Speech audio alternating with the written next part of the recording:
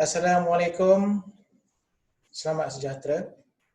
Today discussion is about design organization approval, about design organization.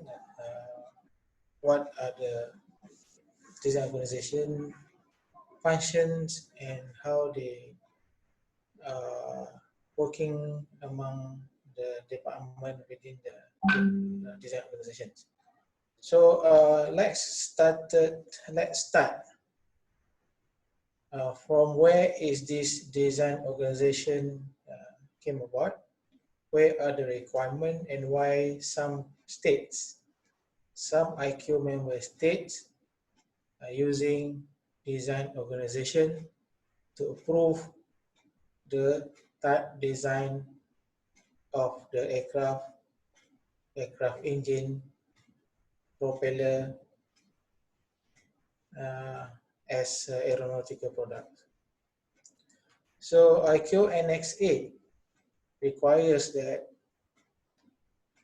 applicants of the applicant from the state apply to the state authority for the approval of the type design, which basically for aircraft will be a type certificate. And in order for the state to issue type certificate, the state must ensure the aircraft has been designed to set of airworthiness requirement minimum to what has been published in Annex 8, Part 3, 4, 5, 6, and 7. So, and it also recommended that some state, it says that in the IQ Annex 8, some state approve the compliant to the airworthiness data, airworthiness requirement by approving or through design organization. So that is recommendation from the IQ, where the approval of the type design data or the engineering of the showing compliant to the airworthiness requirement of the aircraft components to be done by the design organization. So here is the function of design organization. The design organization to be approved to have the privilege to do the design, show compliant to the airworthiness requirement, or in more detail is certification basis of the aircraft, will have to have at least 3 functions. So design function, airworthiness function, and independent monitoring function. So the company, the organization, applying for the design organization approval through the state in this situation in Malaysia, it has to show the company has these 3 functions, which is headed by head of design organization, which is under the chief executive officer of the company, of the organization. So these 3 functions is very distinct, and anywhere that you are representing this company or this organization, especially through the design organization manual or design exposition manual, these 3 functions must be clearly explained. So you can see the main function here is airworthiness function and independent monitoring functions. So airworthiness function is very straightforward. What is this airworthiness function? What they need to do, they have to negotiate, discuss with the authority on the certification basis of the design. For example, if you are designing an unmanned aircraft system, certified unmanned aircraft system, more than 20 kg. And now the transport unmanned aircraft can go to 450 kg. I use this unmanned as an example because a lot of now discussion about the certification of unmanned aircraft. So first thing, they need to do the concept design. We need to see what is exactly, how is this aircraft look like, what are the features, what are the basic performance that expected from the aircraft. From that design concept, you have to go to the next stage is by determining the certification basis. How are we going to certify this? How are we going to certify this vehicle? Why we need the certification is we need to ensure the design is safe. Design met the safety criteria. Whatever it is, the end of the day, the design must be safe. It will not endanger the public, the people, the public, and damaging the property.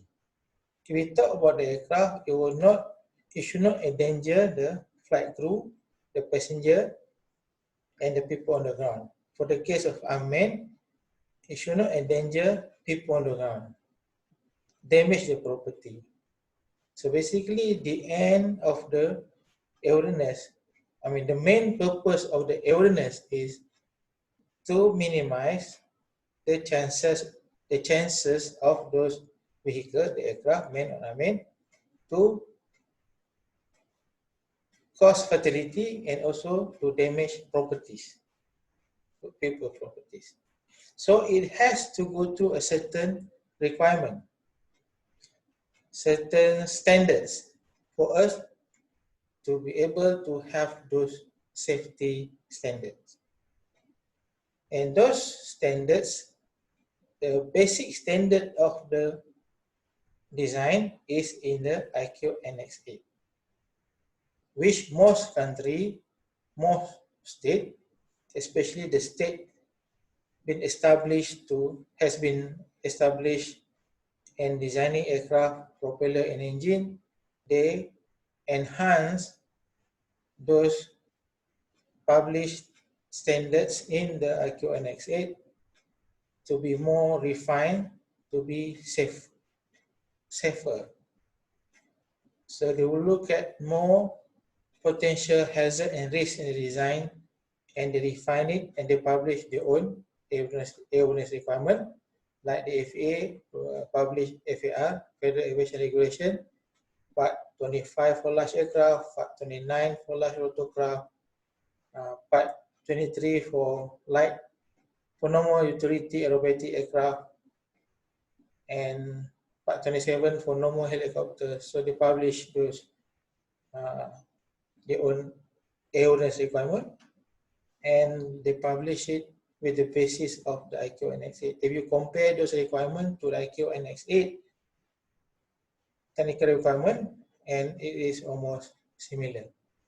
Even how they arrange it, the chapters also is quite similar. So basically, the purpose of the airworthiness function to understand in detail of the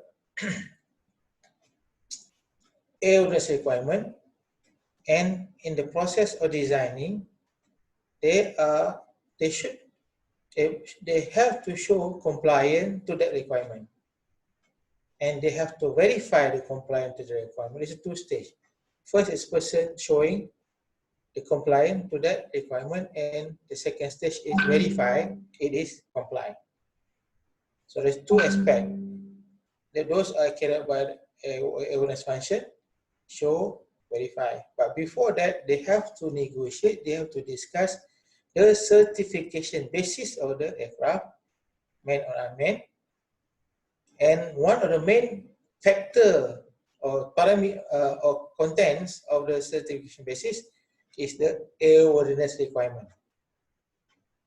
Any requirement which is not sufficient in the airworthiness requirement published by the state, like FAR Part 29, for large rotorcraft.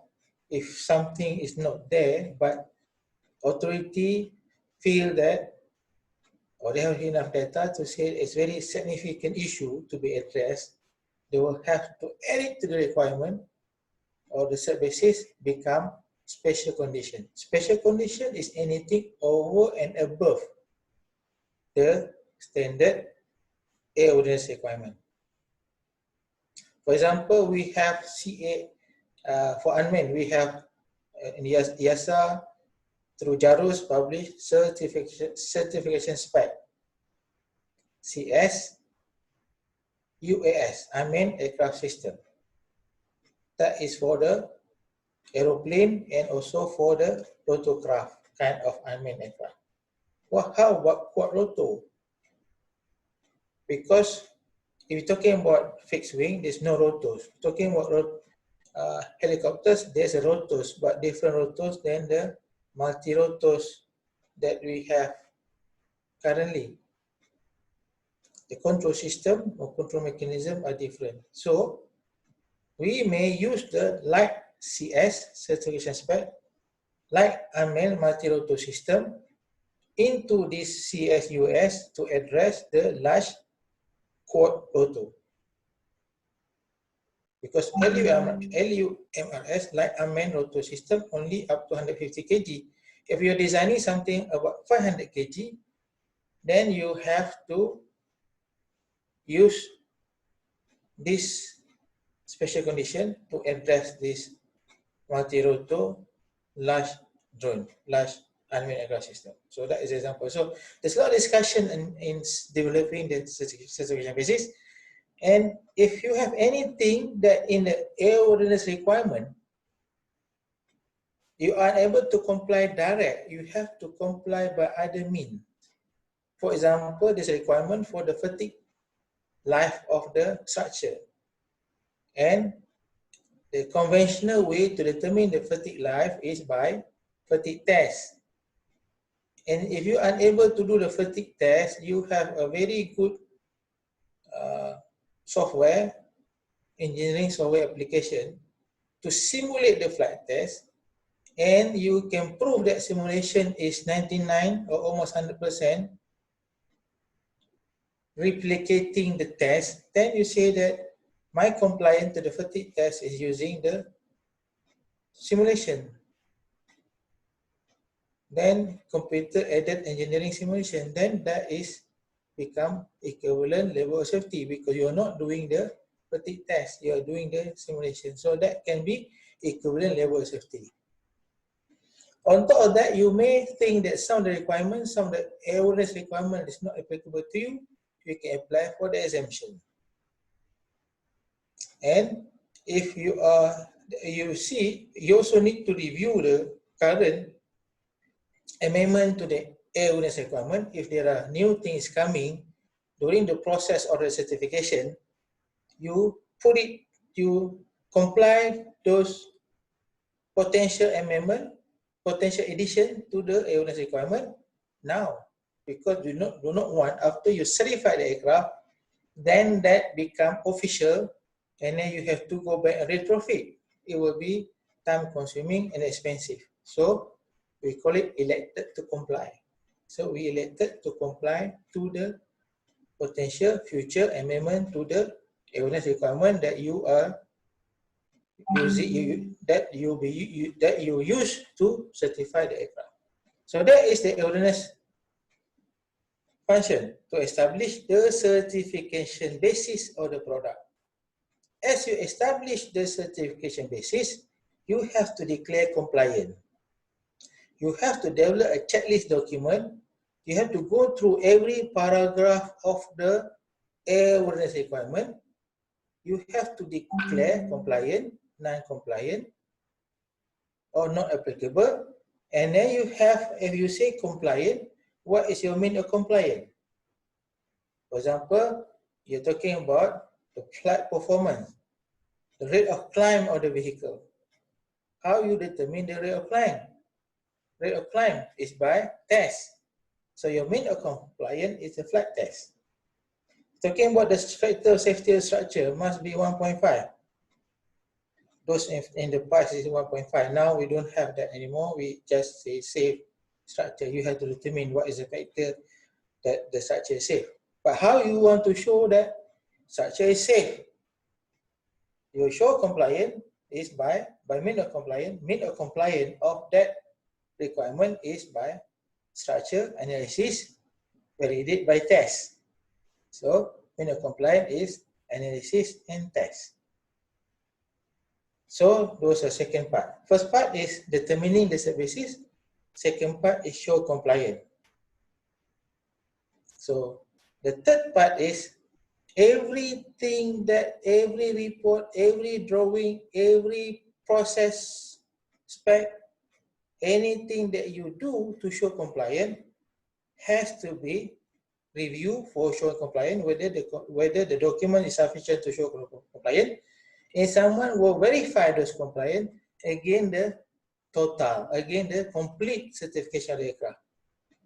For example, you are showing compliant for the structure. So you're just looking at the structure. But the compliant verification task is looking at the structure as part of the whole aircraft. The structure may just looking at the structure strength. But someone doing the compliant verification may look at the structure in terms of the subpart G of the evidence requirement, which is information and limitation. So what is the inspection interval of the structure? So those are the second part. It's verify the compliant, basically looking at the whole certification of the aircraft. So those are the evidence function. The third function is looking at the any in-service problem. You have certified the aircraft. Certified to the cert basis you have already negotiated, agreed by the authority. Then you show compliant, you verify compliant, and you declare whatever system that you do in certification according to your process in the design organization. Then you declare, and then you declare compliant. So the head of design will declare compliant by saying that show compliance is done, compliance has been verified, and all the activity, the testing, the analysis, the drawing, the format of the drawing, the format of the report, writing the report, the involvement of DCA according to your design organization exposition. Then the head of design will sign declaration of compliance. Then you get the approval. So when you get the approval, you talk to the production organization to manufacture your part. And in the process of manufacturing, maybe there is a problem. Maybe your drawing is not sufficient for the manufacturer to manufacture your part, and they manufacture it wrongly. So those problem has to go to Material Review Board, MRB, and you have to participate in MRB as part as with non-conformity. So you have to assess the non-conformity and how you address the non-conformity. Those are another aspect of the airworthiness function. And the last one is as the product go into the service and the product having problem, in service problem. For example, the wing spar start to crack. And all the aircraft that you certify, the wing spar crack. Then you have to, there's a system, you must have the system in design organization to receive those in-service problem. You have to record them. You have to notify your certification authority, which is, for example, in Malaysia, TCA, or you are in the US, FAA. You have to notify the TC, the state who issued the TC. In the case our situation here is Malaysia. You have to notify them there's a problem. Then you have to study the problem. You have to rectify the problem, and you have to provide the mitigation. So that is another function of the airworthiness, which is continuing airworthiness. And if you found the problem is significant, need to be addressed, not to be corrected, you issue a service bulletin to correct the problem. And this has become mandatory if the authority already issue an AD on that problem, and maybe they say replace the part, or inspect the part before flight, or just ground the aircraft. And then you, as a design organization, as a party who design and do the certification of the product, you are responsible to ensure the product to be continually in service, and you are responsible to ensure this problem are addressed. So in service problem are addressed, those activity is continuing airworthiness activity. So that's the function. And the last one here is the independent monitoring. This group here is writing the procedure, writing the quality management system, develop the design organization manual, develop the design organization exposition, and ensure those design organization manual, design organization exposition are followed. All the SOP are developed to ensure the policy that you wrote in the exposition can be implemented. And then you also look at, because here is, I have not spoken about this yet, here are all the contractors, the designer, the people who build the test rig, the people who build the mock-up, the people, the organization who are doing the 2D drawing for manufacturing, the people who write the report, they're not part of this because they are not looking at the certification, airworthiness certification. They're just the doer, the people who draw, the people who write report, the people who build a test rig. Those can be your subcontractor. It can be also in the organization, it's not a problem. However, we are not concerned here. This should be controlled through your quality management system, which has been built by the independent monitoring function. So this function should have a system how to approve the supplier, the vendor, or the partners.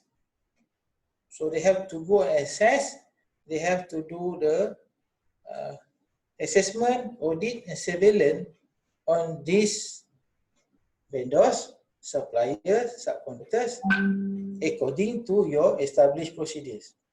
So this is function of the independent monitoring. At the same time, they're looking at the process of airworthiness here.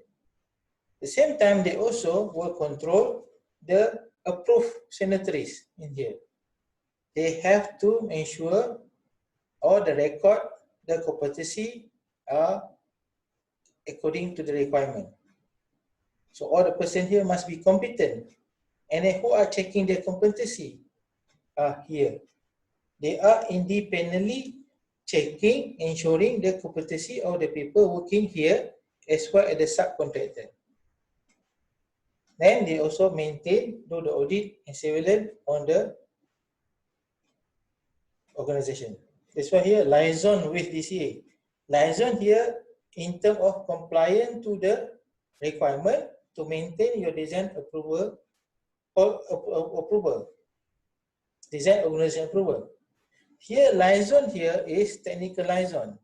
This liaison here is basically developing the certification basis for the new design. And then looking at the continuing airworthiness of the in-service problem for the in-service product. The product is in service. So here is the person looking at the overall system.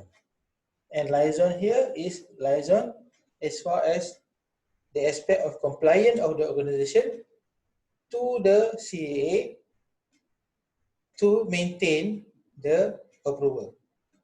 And here is the privilege of the DOA. The privilege is you do design, declare compliant, verify compliant, approve minor modification or repair data on behalf of the authority, and also making classification of mod and repair to as major or minor. So this is the privilege. And here are the functions. Okay, 3 functions: airworthiness, independent monitoring, and design function. Design function can be subcontracted out, or it can be part of your system, organization. It is not a problem. However, the most important area in the design organization is the shaded gray area, which is the airworthiness function. airworthiness, independent monitoring. These are the DOA. Okay, so I hope